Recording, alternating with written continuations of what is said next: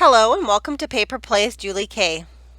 Hello, crafty friends. Today I'm here with another episode of the Inspired By collab that the wonderful Handmade by Amy Love asked me to participate in. And again, Happy Crafter and My Crafting World Anna on YouTube inspired this idea. I do have everyone's channels listed below in the description box, so make sure you check them out. And it was my turn to pick the Inspired By video for Amy and I to watch and create something from. And I chose a video from Jennifer, who's a Trace of Sparkle. And it's actually a video where she was talking about a retreat that she went on, but she showed some of the projects that she did while she was on the retreat. And I will have that video linked below in the description box. But Jennifer showcased a couple of journal wraps or journal skirts, as some people call them.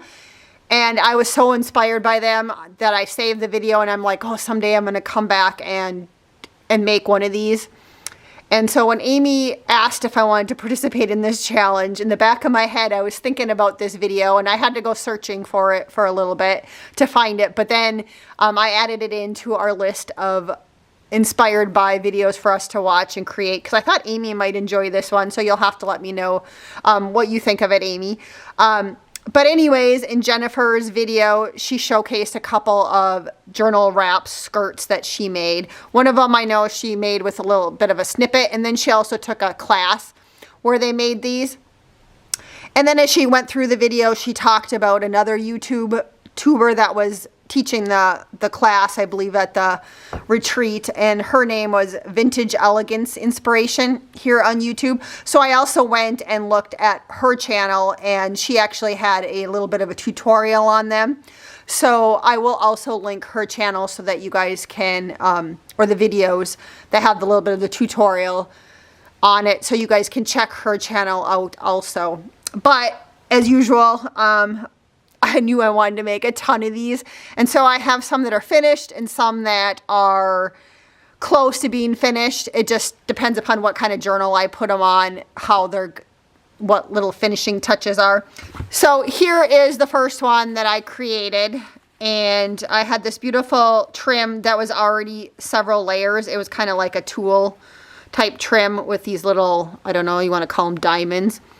And then I just kind of layered up because I wanted to start off with a more simple one. And I layered up this beautiful wedding trim for my stash.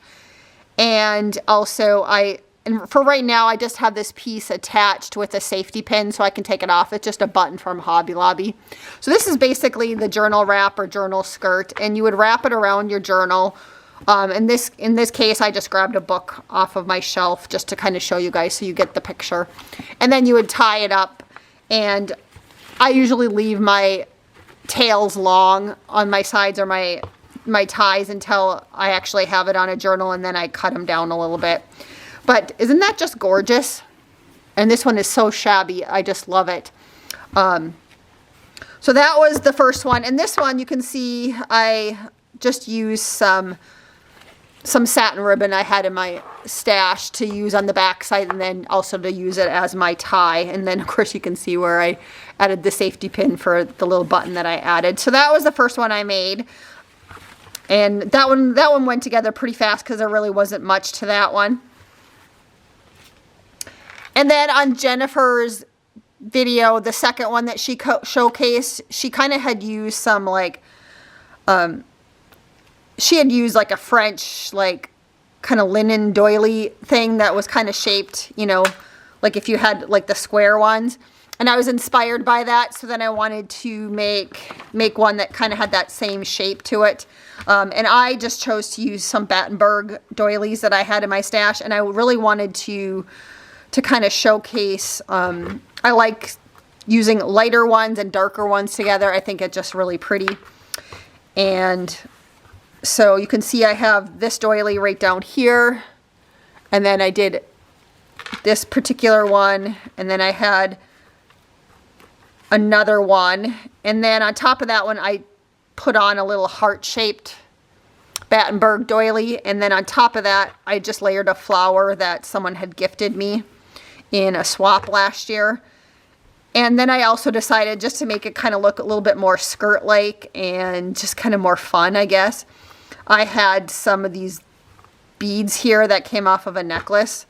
And so I added those with some buttons that kind of matched the flower in the middle. And I just think this is stunning. I just love it. You know, more likely on this one, if I add it to a journal, I'll probably put it this way and then just tie it in the back, just because I think that's so pretty. So that was one of my favorite ones that I made. And this one's pretty much done. I mean, other than I have to, you know, find the right journal for it. So that was the second one that I created. And then here is the third one that I created, kind of very similar to the shape of the last one.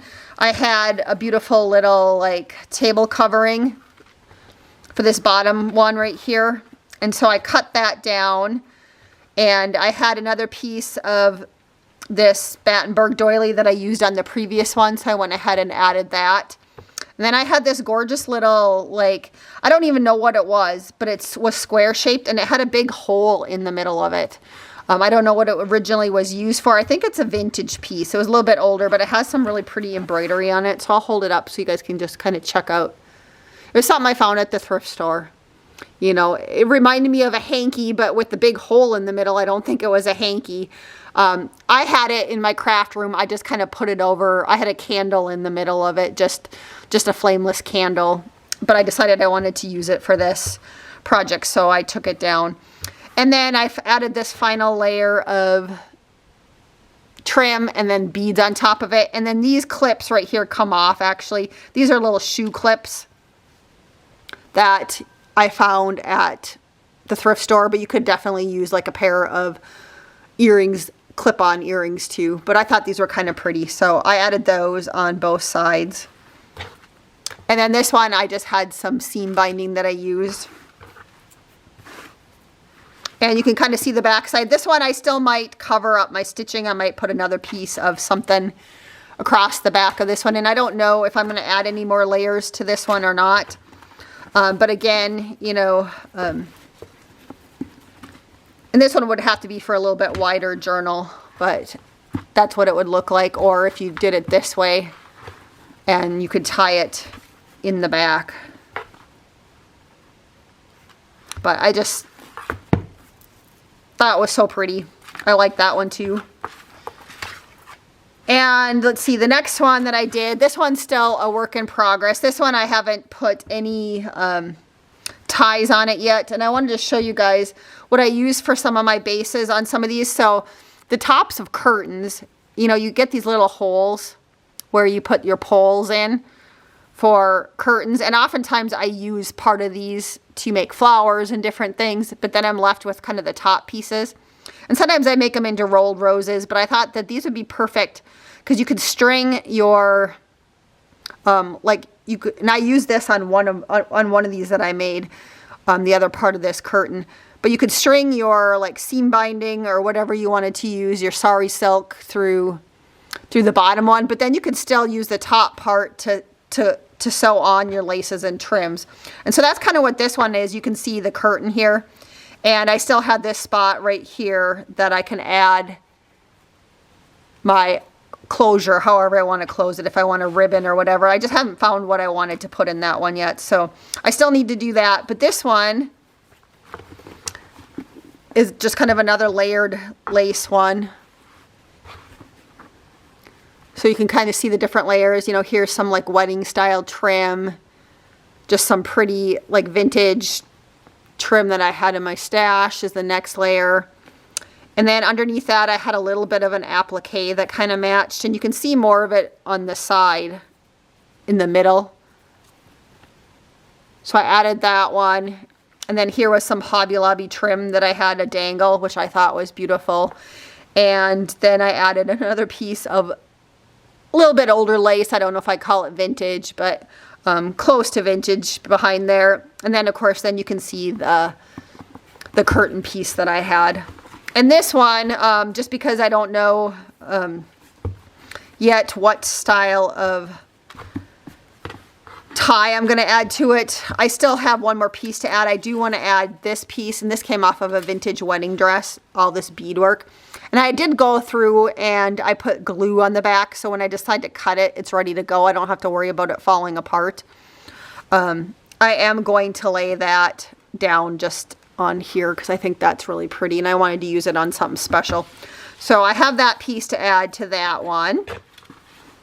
And still not done yet. Like I said, I just went to town. I had so much fun on these. And this one still also is a work in progress. I haven't decided yet. You can see another piece of that on the inside piece of the curtain. This one, again, I haven't decided what type of closure I want to put on it.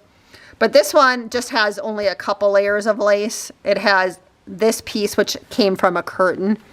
And then I just chose another piece of lace to layer behind it. And for this one, I'm debating about adding this beautiful piece that I got from my mom's neighbor. And it's an insertion lace, so you can put ribbon through it. And I might change the color for now. I just put a neutral color.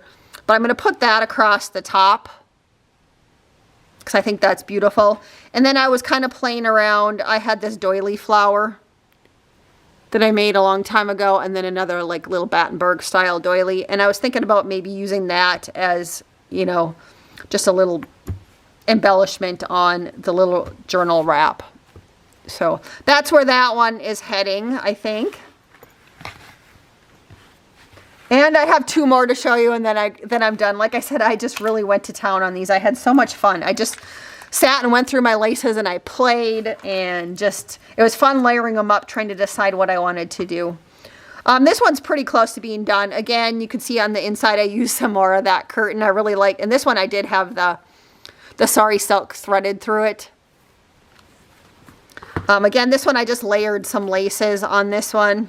So that's what it would look like on a journal. You can see this top layer is a Hobby Lobby lace I had picked up, and then the rest are all like vintage or semi-vintage laces I had in my stash.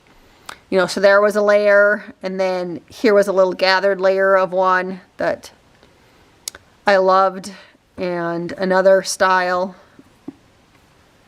And then I think I used this one also on that last, no, this is slightly different than the last one. I thought maybe they were the same, but they aren't. And this one, I was debating a couple of things on. I had this little applique, beaded applique that could get added, you know, on the corner or there, or even maybe on the spine. Or I had this flower that I made that I could add if I wanted a big statement piece on this one. So I had that one in progress. And then here is the last one. And this one I haven't sewed the seam binding on. It's just, if you can see, I just have it attached for right now. This one I actually had a piece of lace that came from Hobby Lobby, and it was just a big piece, and I think I even cut off a little bit of it. I think it was even wider or longer than this, but it was all just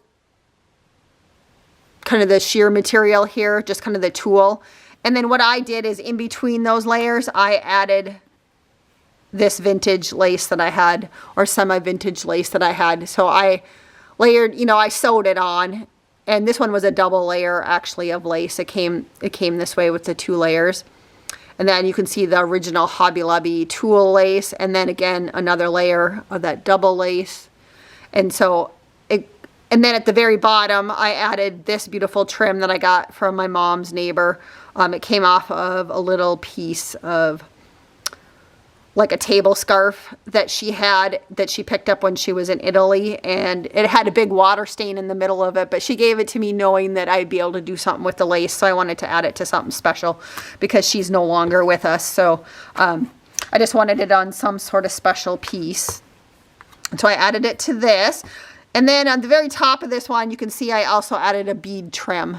And this is part of the original Hobby Lobby lace up here, and I might cut it off or I might not. It just kind of depends, or it can just be tucked down to, I just not sure until it goes on the final journal. And this one I really didn't have a statement piece to add to it. I was playing around again with, you know, the same one that I just had, which would look really lovely. And I also pulled out this fun flower that Amy Love gave to me a long time ago, just to see. I'd have to put a different color of seam binding in though if I'm going to use that one. But I love this flower, and I just have this one hanging in my craft room for inspiration. But, you know, maybe one of these days it'll make its presence known on some sort of special piece like this, because it does look really pretty on there. Thank you again so much for watching today, and don't forget to check out Amy's take on these gorgeous journal wraps or journal skirts. I can't wait to see what she created. And Amy and I will continue to use the hashtag Inspired Challenge 2026. And again, we will continue to post on the second Saturday of the month in the mornings. It'll be her turn to post next month. So I look forward to doing her project. And as always, we both look forward to your comments and questions. And until next time, I hope you guys all have a wonderful day.